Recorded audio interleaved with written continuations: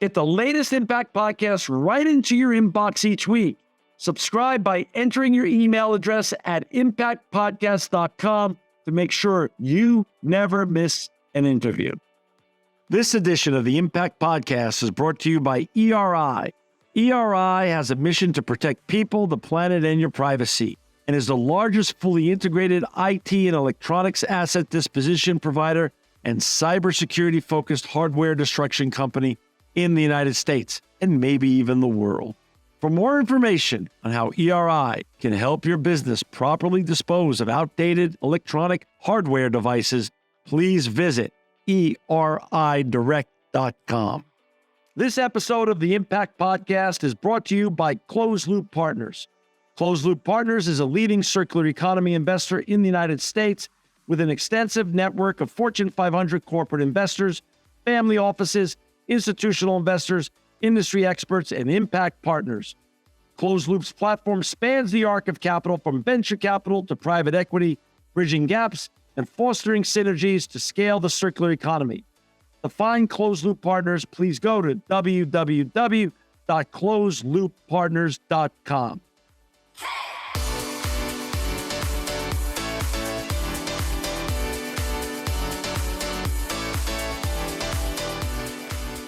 Welcome to another edition of the Impact Podcast. I'm John Shigarian. I'm so excited to have with us today Scott Ballard. He's the president of plastics at Eastman. Welcome, Scott, to the Impact Podcast. Hey, John. Glad to be here. Hey, listen, it's an honor to have you. I thank you for your time today. I know this is going to be a really important show.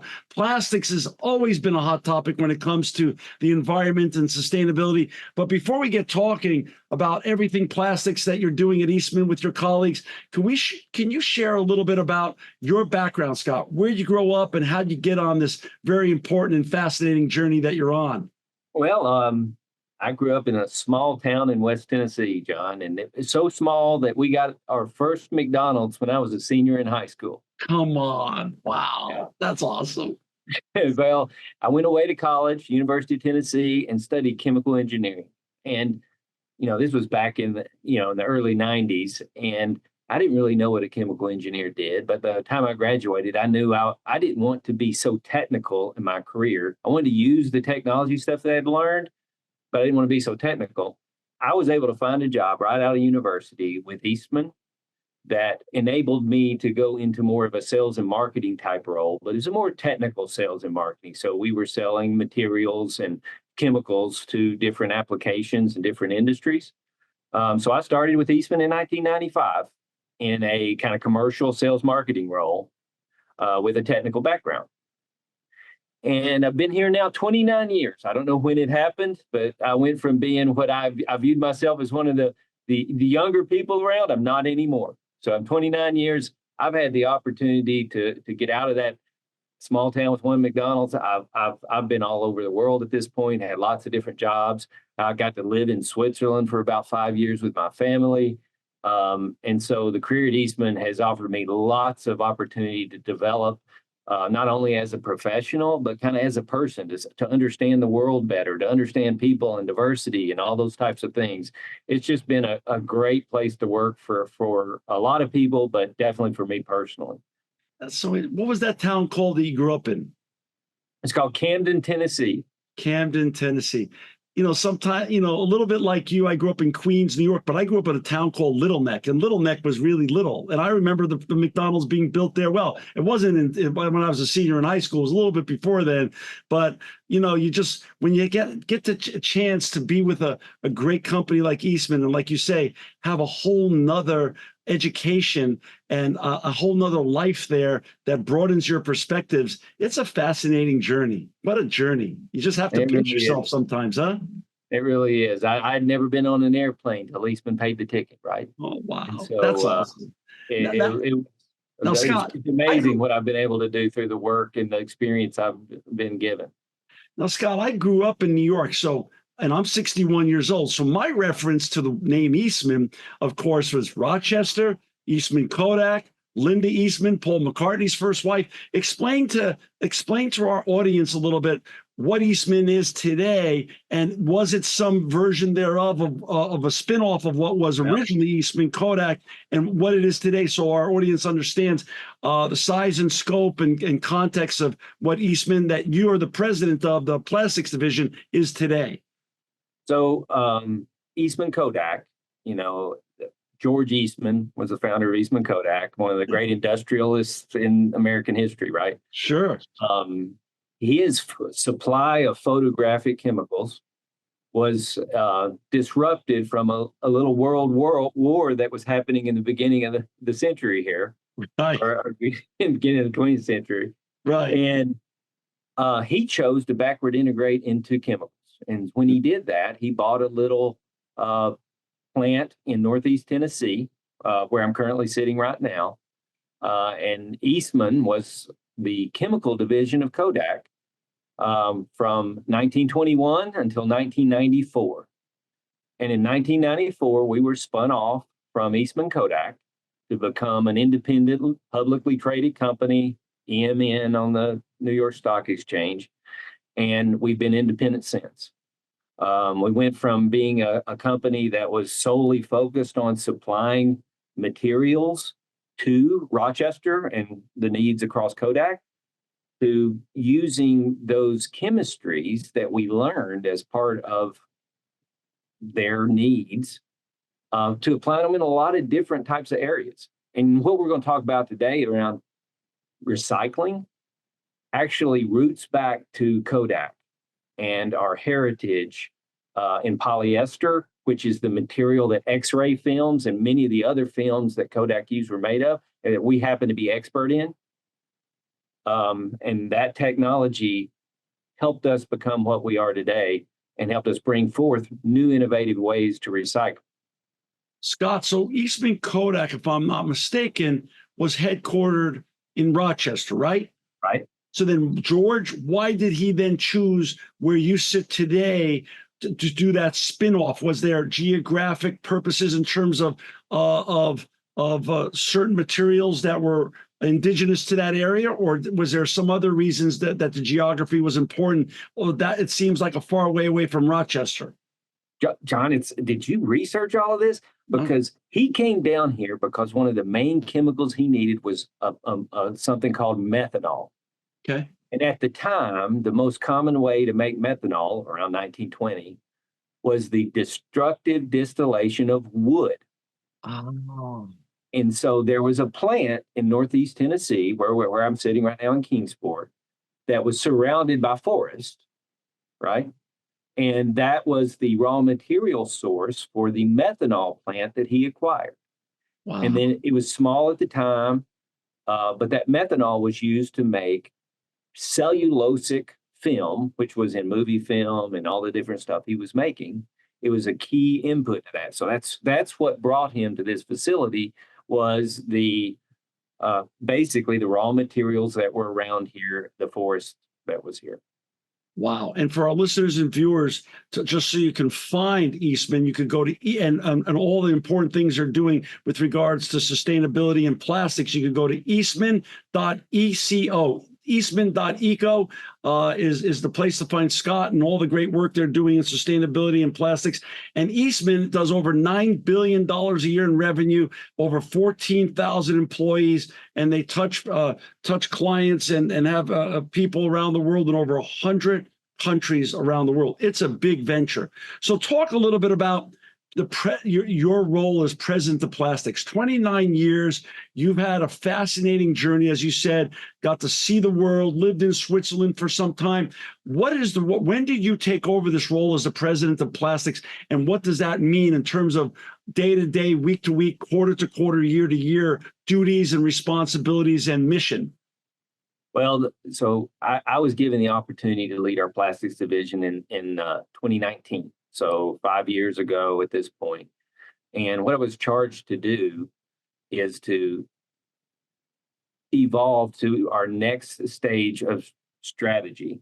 With that strategy be focused on sustainability and circularity. Our CEO, who is quite committed to those two issues, we had some technologies that had been rooted in our history with Kodak that we felt were applicable, and we had the opportunity to show the world what's possible in terms of advancing recycling and being able to transition our raw material base that we use to make the plastics that we currently sell, transition from a fossil feedstock to plastic waste as the feedstock, thanks to some of these technologies. Wow. So we've been working at that now for 5 years. We've made tremendous progress. It's actually moved much faster than we planned. We started up the first, what we call molecular recycling facility in March of this year. It took a long time to build and was difficult as we started that project during COVID. But we forgot it started up this year. And it's got the capacity, John, to process over 110,000 metric tons of plastic waste. That's plastic. It's hard to recycle plastic waste that's currently going to landfill. Instead of sending that to landfill, we're paying people to bring that to us. That's money that could have previously been spent on fossil feedstock. We're paying people to divert from landfill, send that plastic waste to us, where we break the material down into its key raw materials, and we reassemble it into first class, first quality, old virgin quality material that, it's really not anything like this been done before, or at least not recently. Scott, let's do a little bit of Plastics 101, though, because when the general public at large turns on CNN, Bloomberg, CNBC, or they read USA Today or the New York Times or Wall Street Journal, plastics are typically vilified as the boogeyman of the environment. They show the oceans, they show the beaches, they show the dolphins that are choking, et cetera, et cetera. But as you know and I know, all plastics are not created equally. So what kind of plastics are we talking about with regards to your molecular recycling facility? And it's fascinating that you're able to take them back and create a circular economy with them. But explain, what are you taking in as feedstock? Where are you getting it? Is it from industrial sources, retail sources, or is it from the public at large? And then what kind of plastic are you creating that, and what are the uses for that new circular plastic that you've created on the other end? So before we get into that's a big question. So let me let's start with the role of plastics in society, right? Yeah. And so if you really look at what we're trying to do to improve the environment, there's like 3 challenges that you're trying to balance. First of all, you need to care for society, right? So you got emerging needs for society, that people need healthcare, they need food, they need all that kind of stuff. So you need to do that, but you need to do it in a way that has the least possible impact to the environment, right, or negative impact to the environment. Right. And when you talk about impacting the environment, you have to talk about 2 things. You have to talk about carbon impact or climate impact, right, and you have to think about waste that is being created. Right. And so the way plastics are vilified today, and often appropriately, right, is the waste portion of things. Because if we're using it, if we're using any material, be it plastic or anything else, unnecessarily, you're creating a burden on the planet. And especially if you make it unnecessarily, the whole process of making and using has a carbon impact. And then if you don't take care of disposing it appropriately, it has a waste impact. And so how do you do those 2 things, right? And so plastics often are overused. I mean, you and I grew up without the concept of a water bottle, a single-use water bottle, right? We drank from the water hose when we were kids. Exactly. Right? And so, that's a new thing that society's brought on. It's often been a great benefit to giving hydration to places where it's needed. Then it's also been used when it's not needed. Right. Right. And so things like this, these reusable hydration vessels, there's a couple more back here behind me, other brands. Yeah. These are the type of things that our plastics are going into today. This is one of our lead applications because a lot of what we make is durability. So these products reduce the consumption of plastics. So if you look at trying to deal with circularity or sustainability, the first thing that should be done is the reduction of consumption. Right. Right. Now, that can get you a long way. That's your biggest bang for the buck on helping the environment. Do that wherever possible. Right. Then there's lots of places where it's not possible. Mm. So then you step into what are the right material choices for any application, and how do you deliver that in the lowest carbon? Right. Right. And so plastic is almost always, not always, but almost always the lowest carbon material to be able to serve any purpose. So if you look at anything like this, right? So you put this in a aluminum bottle, you're going to have a increased recycling rate, Right. but you're also going to have an increased carbon impact. Of course. Right. Right. And so if you're really trying to solve this, triple challenge of caring for a society, reducing waste, reducing climate impact, what you're really trying to do is get the lowest carbon material, but then also reduce the waste. Right. And that's kind of at the root of our strategy today, and what we're trying to show the world what's possible about is much of the plastic that's going to waste today doesn't have to be waste, right?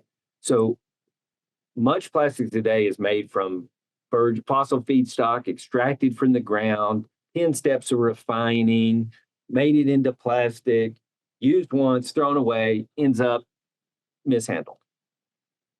It doesn't have to be that way. Those molecules, once they're made, are valuable. They don't have to be thrown away. They can be the new feedstock.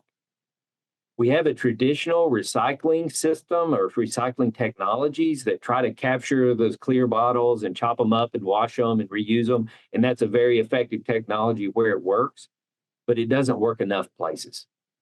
The bin that we in America are used to putting these plastics in, and it's been quite a bit of failed promise. Much of what goes in that bin has to be sorted away, and then it ends up not being used because it's too dirty or not the right makeup or something like that. They sort out the clear bottles, they sort out the milk jugs, and those get recycled, and much of it doesn't. But that doesn't mean it's not possible to do those things. It just means it's not done today. Right? And so you go back long enough, choosing to get in an electronic vehicle wasn't a viable choice. Right. It took visionary leadership. It took innovation to make getting in, the Tesla that I get in every morning. It's a very easy car to choose because it's awesome. Right? It's not, I'm not making a sacrifice to do what's best for the planet. I'm getting into an awesome car and I enjoy driving. Right? Right. That concept can be applied so many places, including recycling. So we've got innovative technology that can take materials that today can't be recycled.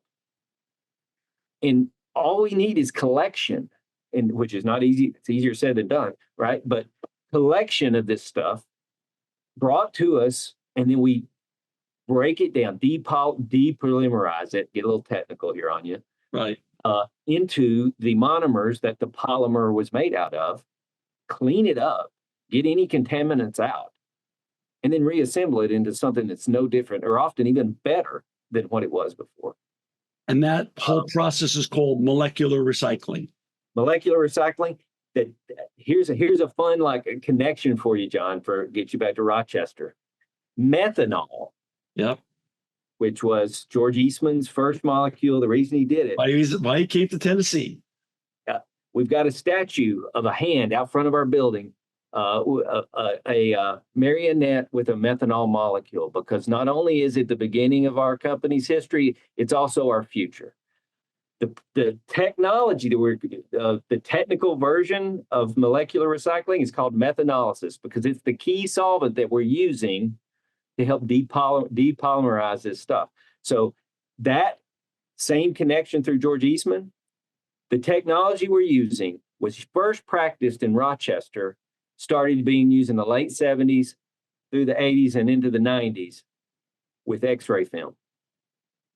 So I don't know how much you're a student of the circular economy. So if you learn about a circular economy, what you're trying to do is just things go through its end of life and it comes back to a beginning of life, and it's just never materials never leave society, right? One of the first examples of circular economy, let's call it circular before circular was cool, was Kodak supplied X-ray film to doctors' offices all over the country. Sure. Right? And what X-rays are a polyester or plastic substrate with precious metals scattered on it for the purposes of the filmmaking part of it. Sure. Those things were expensive, particularly the metals. So they would pay doctors to return that used film to Rochester, New York, where they would clean off the silver and different metals that were being used so that they could reuse it. And when they did, they were left with just large amounts of this plastic film with nothing to do with it. Right. So they developed a recycling technology where they started using that film, breaking it down, using methanol as the key solvent, and then making brand new X-ray film out of it, where they would reapply the metals that they recovered onto it, and then resell to the doctors, pay the doctors, come back, do that kind of thing. So that technology is the exact technology, it's the base technology, we've improved it since then, is what we've done. This technology was practiced for over 3 decades in Rochester, New York, and improved. We've improved it more since.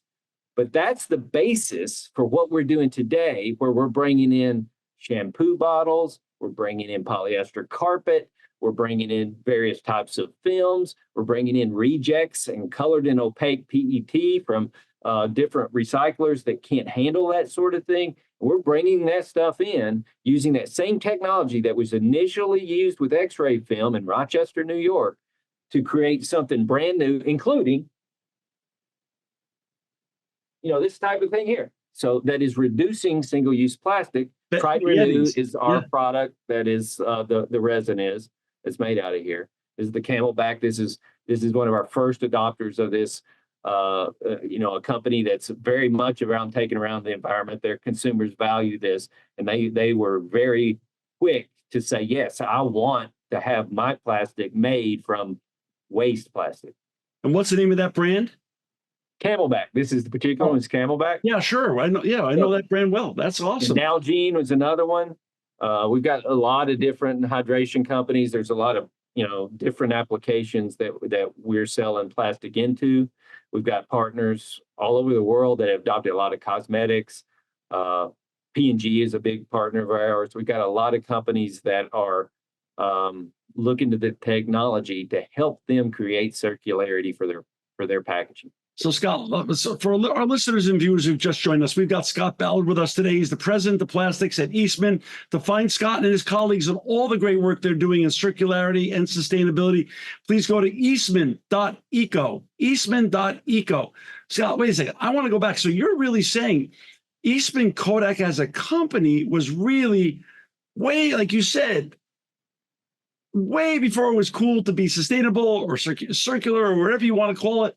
Whatever is now the modern trend to call these things, it's part of your DNA to be circular because they were doing it as just part of their business model back in the day when they were supplying these X-rays.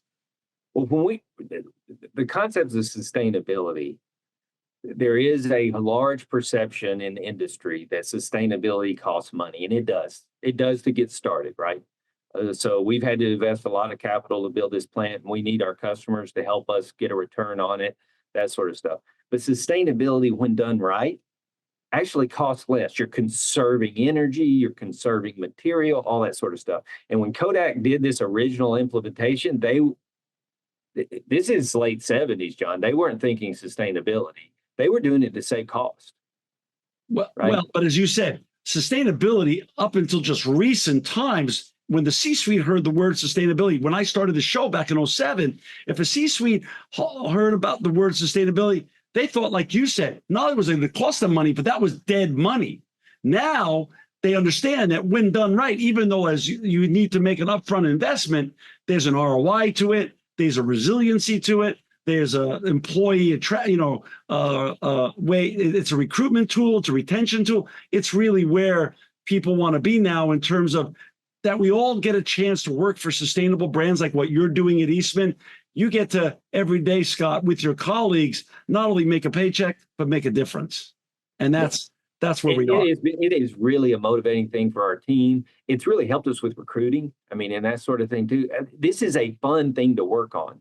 I mean, we literally are showing the world what's possible. There are organizations and there are people out there saying that what we're doing can't be done.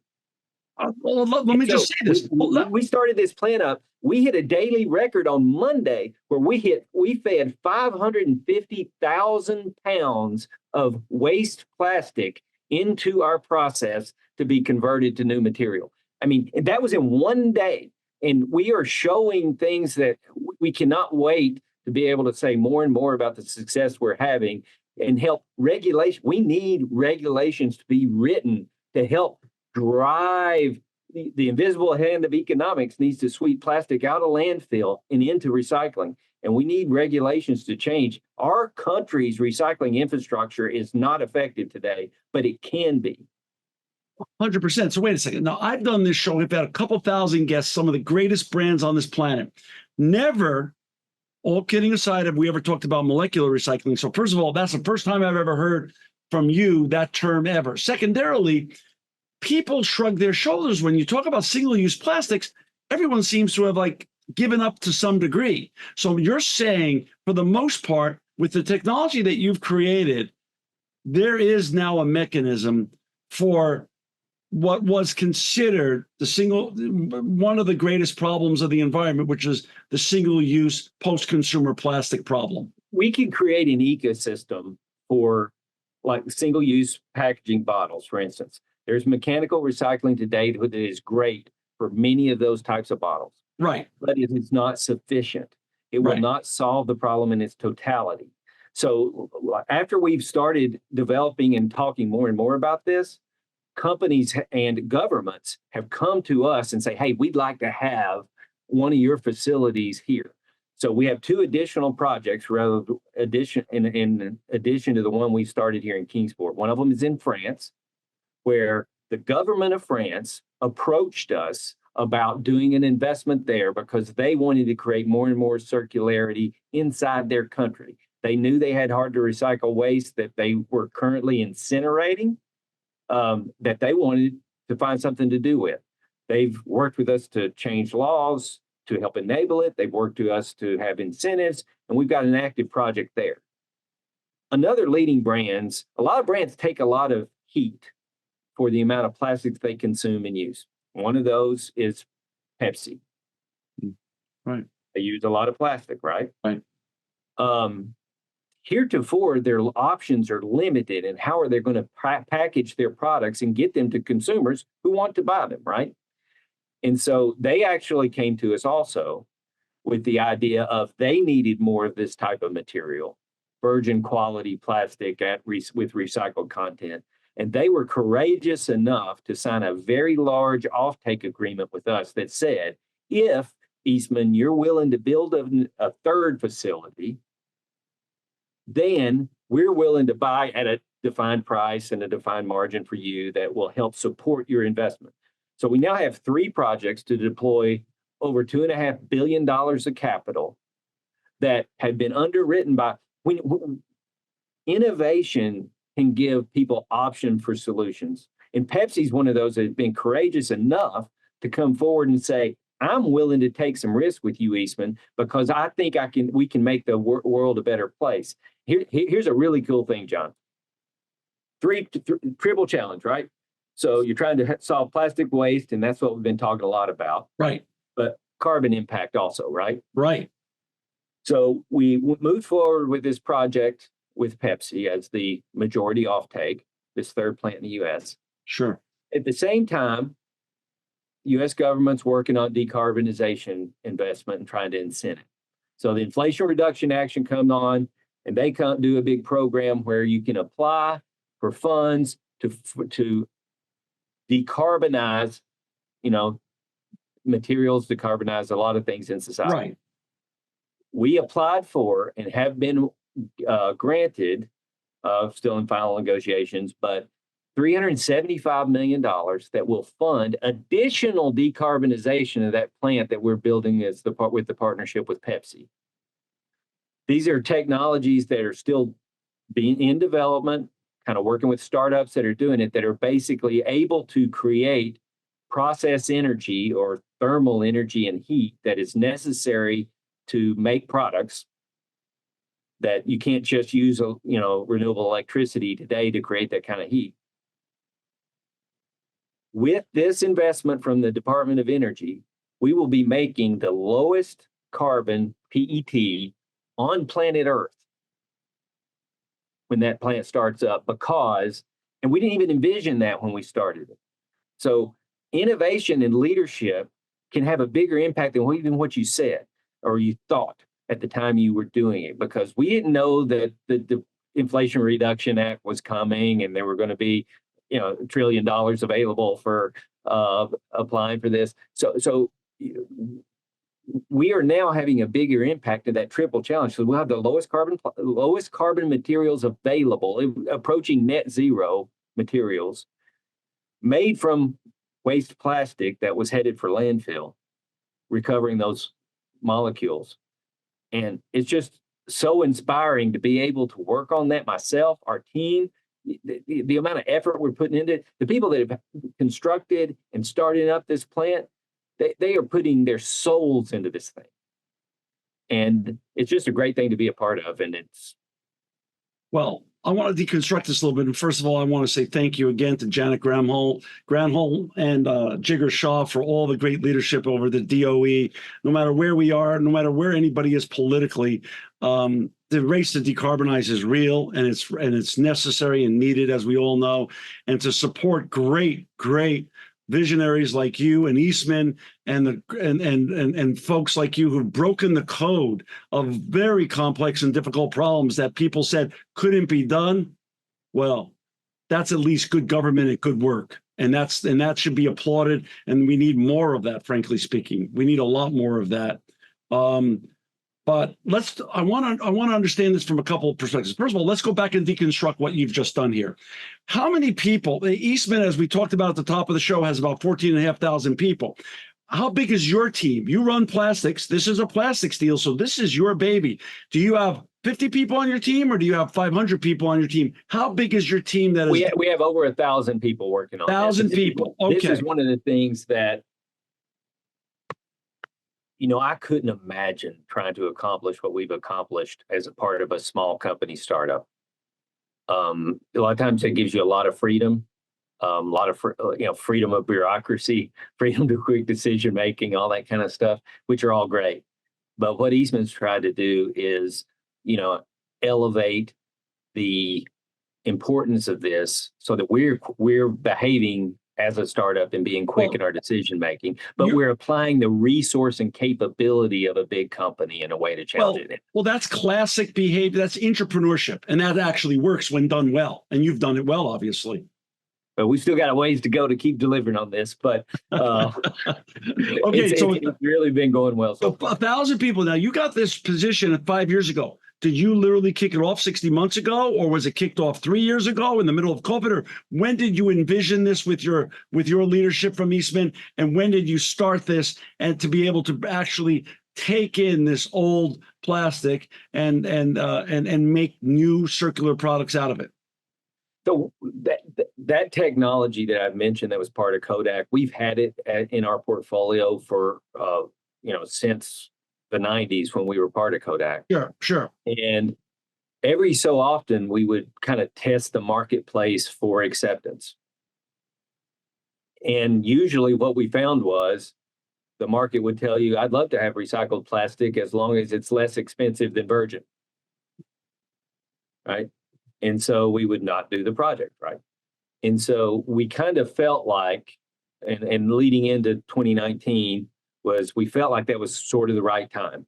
So starting the second half of 2019, we started engaging the market more to say, hey, if we could hypothetically offer these things to you, would you value it? And it was actually in August of 19, we had a customer in here that was arguing with us about price, honestly, saying they were threatening to move to another material from another supplier. And we had done enough of this work that we felt confident that we might be able to, in a pilot way, offer them some material in 6 to 9 months. And we hypothetically offered to them, and they said, yeah, if you can supply that to us with recycled content, we'd be happy. Our customers would love that value proposition, and we'll not move away from you. And that's what we did.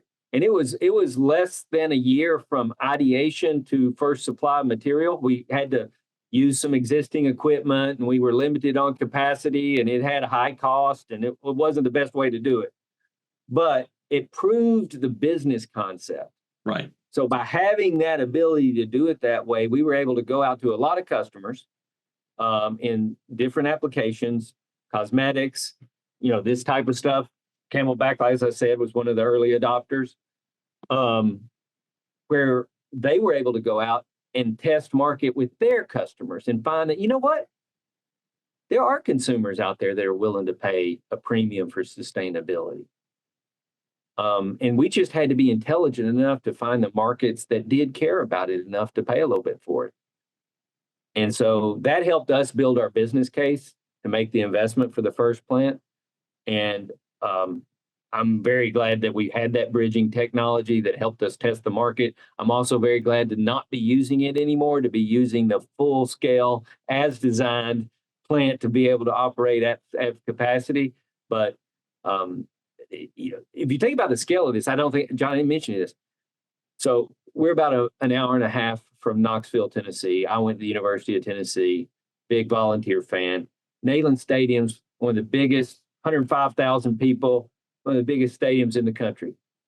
We process enough plastic waste in a year to start piling that on the 50-yard line, fill it all the way up to the Jumbotron 3 times in a year. Come on. That's how much waste we're pulling out of landfill. It's just this plant here in Kingsport. We'll do that again with our second plant in France, and yet again with that third plant that's actually in Longview, Texas, is where it's. When does, first of all, bravo to France, but France, again, Europe, as you and I know, we've traveled to Europe on business, and you talked about that at the top of the show. We know Europe's been ahead of us pretty much on sustainability, a couple generations, but that's in their DNA going back a couple of generations. We're just catching up here. Unfortunately, we have so many great things about this country, but one of the bad things is that sustainability, because we're so big, we were able to just keep digging landfills because we're the bigger the land and the free, and we just go, hey, just keep tossing in landfills. So sustainability wasn't a thing when you were growing up and when I was growing up. So we're trying to catch up fast. When does the France facility open up? The next 2 are going to be in the 2027, 2028 timeframe. Okay, so those are 2027, 2028. Yeah, these things are not easy or quick to build. No, well, obviously, but we're taking the long view here. We're trying to, as you say, this is. We're playing catch up and trying to decarbonize the world and take this. We're shifting the world from a linear to circular economy. These are seismic shifts, generational shifts that are not going to be easy. You're leading the way. It cannot be done. It cannot be done honestly without government intervention. I'm a big low regulation type person, personal freedom. Right. Let people choose what they want to do type of person. But these types of changes cannot happen that way. Agreed. We need the federal government, or at minimum state governments, to get more involved in requiring recycling investments and requiring consumer behaviors differently. It still drives me crazy to go into an airport and there's nowhere to recycle. I mean, given my job, I'm pretty committed to recycling. It's just not always possible. And it should always be possible, especially in commercial things like airports, right? Airports, stadiums, places of business, all that kind of stuff. Those things need to be required If you look at recycling in places like New York, where you have the bottle bills, where, that kind of stuff, recycling rates are dramatically higher than states where they're not. Here's a shocking statistic in the middle of 2024, Scott. How many states have bottle bills right now? Do you have any idea? I'm going to let you tell me, because I don't like being wrong about stuff, but I basically. Yeah, there's a number I learned, and you can't forget it because it's just so ridiculous. It's 11. How could we be in the middle of 2024 with 11 states with a return bottle bill? I mean, it makes no sense whatsoever. There's different regulatory ways to handle it, and there's more states that are in the process of trying to pass what they call extended producer responsibility acts, which are another way to address the bottle bill kind of thing. But a lot of them are getting stuck because these do need to be intelligently designed. So, like, one of the things we get into is, like, there'll be an NGO that wants to argue that advanced recycling, like what we're talking about, that shouldn't count as recycling. And that comes from a place of good intent, but misinformation. And so, like, they'll have a perception of an old technology that maybe has a worse carbon footprint or a more toxic profile, that they'll have that perception that's what they're basing their opinion off of, instead of taking a principled approach of what does it require for something to be good, right? It needs to be material to material. So waste to fuel shouldn't count as recycling. If you're using plastic waste to create fuel, that it may not be bad, but it's not circular, right? And so don't count that. It needs to be material to material. The carbon footprint needs to be lower than virgin. This should be an improvement on carbon, whatever we do. And just apply a certain set of principles to the regulatory framework in terms of what counts. And then how are you going to incent brands to make good choices around designing for recyclability? How are you going to incent, back to that, when we first started talking, we were talking about what are ways that you reduce the consumption of plastic? How does that become one of the top things that we're pushing for, right? So it gets complicated, it gets argumentative, and that's, Let's talk about solutions. So state by state, yes, because I'm in a similar industry as yours. I mean, plastics are the fastest, single-use post-consumer plastic is second fastest growing solid waste stream in the world. First, the fastest growing solid waste stream is electronics, and that's the business I'm in. And again, same thing. I walk through an airport like, come on, man. And same thing, legislation, but patchwork quilt. On a state-by-state basis, you end up with a patchwork quilt. Why couldn't we come up with some federal legislation that could do this elegantly and create some sort of sweeping opportunity to push plastics to great solutions like yours? Listen, people like me would love to have a federal solution, right? The biggest risk I have is you're dealing with California. It takes one way. New York takes another, Maine does another, Washington State has another, New Jersey does another. And then not only that, I've got to have a team doing advocacy in all these different states. Right. I will say this. I think the federal government is more open to anything like this than they've ever been before. 100%. I also think that the problems of the states is you're looking at a lot of the consortia of brands that have kind of been difficult to corral.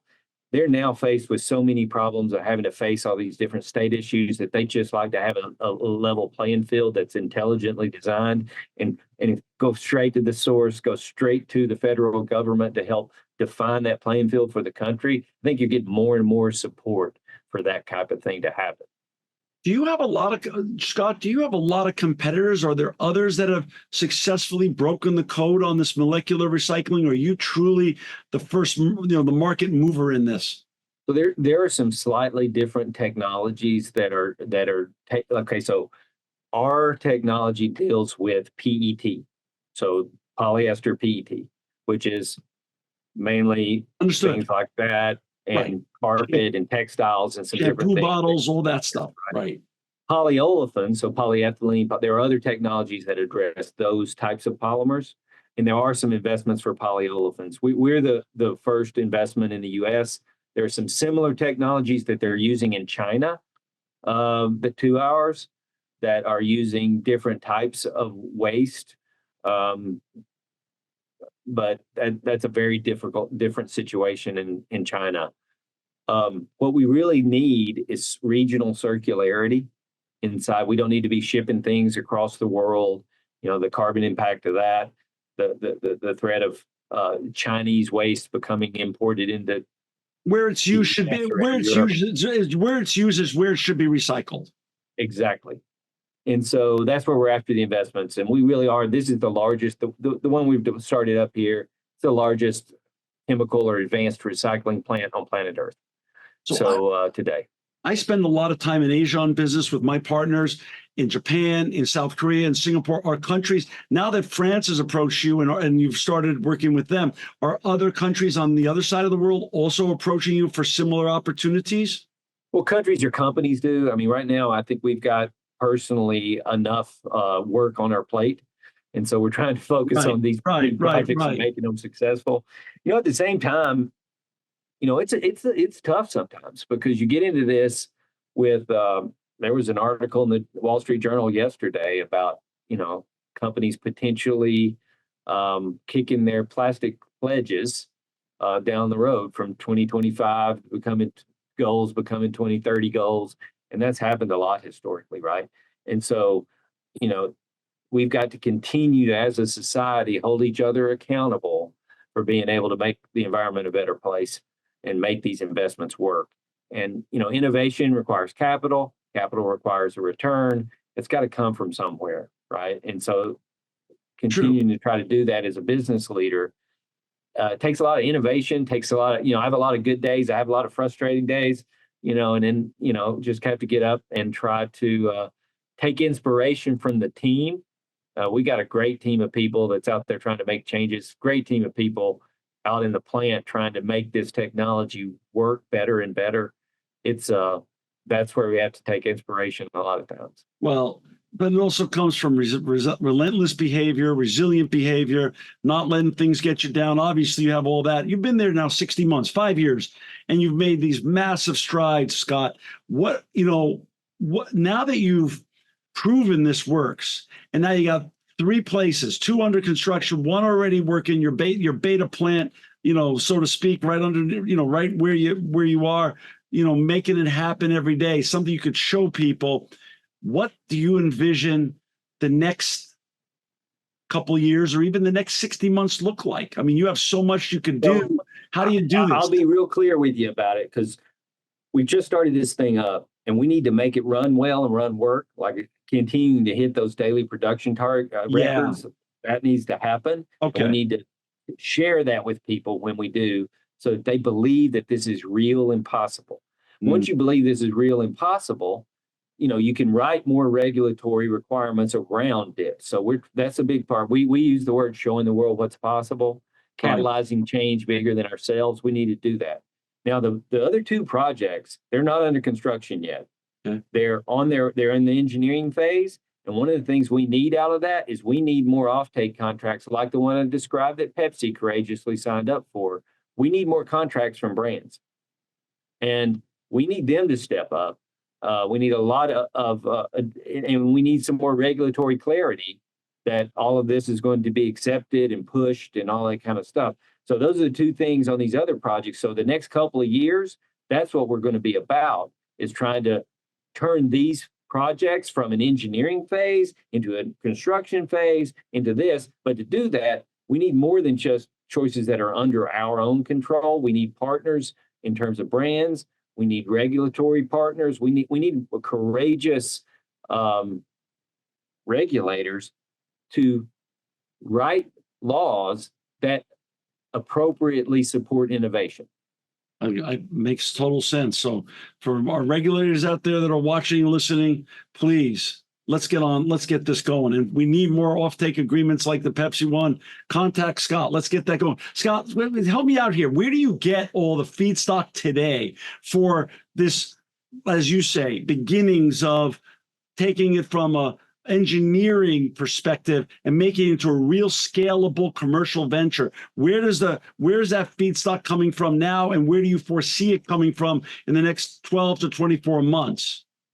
Well, I talked about the capacity of our plant as 110,000 metric tons and Yes. filling up Neyland Stadium 3 Yes. times. That sounds like a lot of material, It does. but it is a drop in the ocean in the amount of plastic consumed in this country, right? And so we're mostly targeting within 200 or 300 miles of where our plant exists in Northeast Tennessee. Sure. And we're targeting things like if there's a mechanical recycler today, they have a lot of yield loss. They're bringing in bales of plastic and chopping it up and washing it. And then they have stuff that doesn't meet the quality spec that has to be screened away. And, they don't have a good use for that. We're buying that off of the existing recyclers today. We're buying a lot of mixed color bales. If you think about, a lot of the bottles in your household today, if it's colored PET, it's more difficult to recycle than clear. And so we're buying bales of that type of material. We're bringing some carpet back, so carpet fibers that aren't being used, bringing it back and doing that. We do have some post-industrial type applications where there's plants that aren't able to use their material and they're currently sending it to landfill. We'll divert it back from landfill. That's a small portion of our overall use. But we have a lot of different smaller streams. In Europe, it's a lot easier, actually, because it's got a more mature infrastructure where we're able to go to a few bigger companies and be able to source this type of stuff a lot easier. I've got a team of people here that gets up every morning to go buy waste plastic that's headed for a landfill. That's right? awesome. That's so try to find somebody that's throwing waste plastic away and then give them money. Right? I love it. And it's a pretty cool job to have, honestly. And that's a pretty motivated, creative team that's out there doing it. Hell yeah, it is. Hey, listen, your Eastman's been named on Fortune's Change the World list in 2023.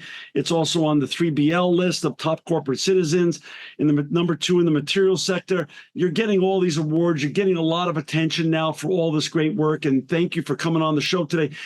Scott, how do you stay, leading 1,000 people and staying resilient and staying relentless to the mission and to the goal and the greater good isn't an easy thing. As human beings, we all have up and down days, and we all take it on the chin and react differently. What or who inspires you today to keep up the great work you're doing? I mean, personally, it's the people that I work with here. If I'm going to lose sleep over something, it's really going to be, is my team here waiting on me? Are they waiting on me to do something? Because they're out working their heart. They're giving their soul into this, trying to make something impactful happen. And, it's pretty easy when you're this close to a group of people that's this passionate to be able to find yourself to a little more energy to do a little bit more. That's awesome. And, and I think going back to what you just said about kicking goals, about corporations and organizations kicking goals from 2025, plastic goals, 2025 to 2030, I think it's because people have thrown up their arms because they feel hopeless because they're inundated with so much negative publicity about plastics. And I just hope this show gets in enough people's ears and hands and eyes to understand there is hope. And Eastman and Scott and your team are leading the way on that hope. And I'm so grateful for your sharing this story today. I've never heard this story before, didn't even know this molecular recycling existed. And I'm just so thankful for you taking the time to share your mission and your vision and your success already in making this happen, Scott. For our listeners and viewers to find Scott and his colleagues and all the great work they're doing in circular and sustainable plastic recycling at Eastman, please go to eastman.eco, eastman.eco. Scott Ballard, it's been a joy and a pleasure having you on the Impact Podcast, and thank you and all your colleagues at Eastman for making the world a more sustainable and better place. Thanks, John. Great time. This edition of the Impact Podcast is brought to you by Engage. Engage is a digital booking platform revolutionizing the talent booking industry. With thousands of athletes, celebrities, entrepreneurs, and business leaders, Engage is the go-to spot for booking talent, for speeches, custom experiences, live streams, and much more. For more information on Engage or to book talent today, visit letsengage.com. This edition of the Impact Podcast is brought to you by ERI. ERI has a mission to protect people, the planet, and your privacy, and is the largest fully integrated IT and electronics asset disposition provider and cybersecurity-focused hardware destruction company in the United States, and maybe even the world. For more information on how ERI can help your business properly dispose of outdated electronic hardware devices, please visit eridirect.com.